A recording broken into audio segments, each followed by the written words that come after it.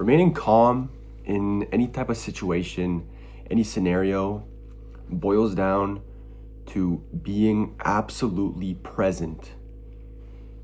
Being in the now and not in the future, not in the past, not in what's gonna happen, what happened, it's knowing what's going on right now and being aware of the variables that can happen at this very moment, right?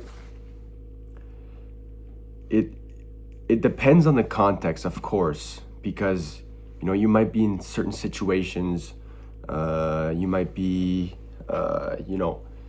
you find yourself in a problem that has to be solved right now,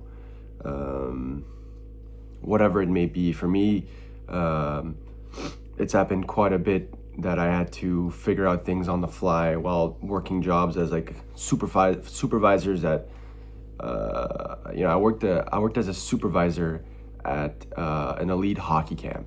That was one of my jobs during the summer during university. And I can tell you, as kids that are very competitive tend to be quite intense when doing things, and oftentimes fights broke out. And I was the supervisor. I was the first person to be called that needed to be the one to resolve it. And what would happen is I have to realize what's going on. You must understand what's going on. And sometimes the only way to do that is to take a step back. Take a step back. What's going on here? What's going on here? Okay. You understand the people involved, the situation. Try to understand what is happening. Okay. That's what you have to do first.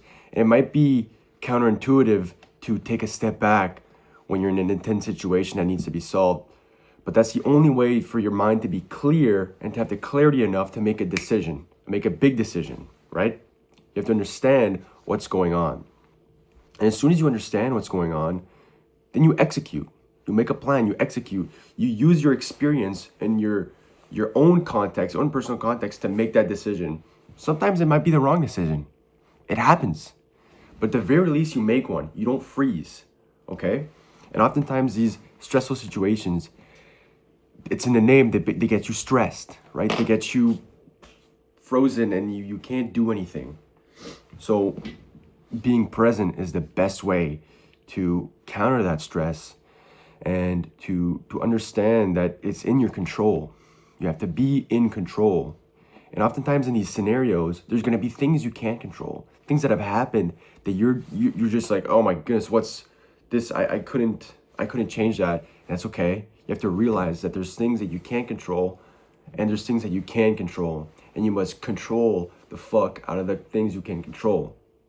And that's the best way to go after it. Okay? It's minus 14 in Montreal right now. We're in a polar vortex, so that's why I'm in my coat. I was gonna go to school, so that's why. But I thought I'd make this video. So yeah.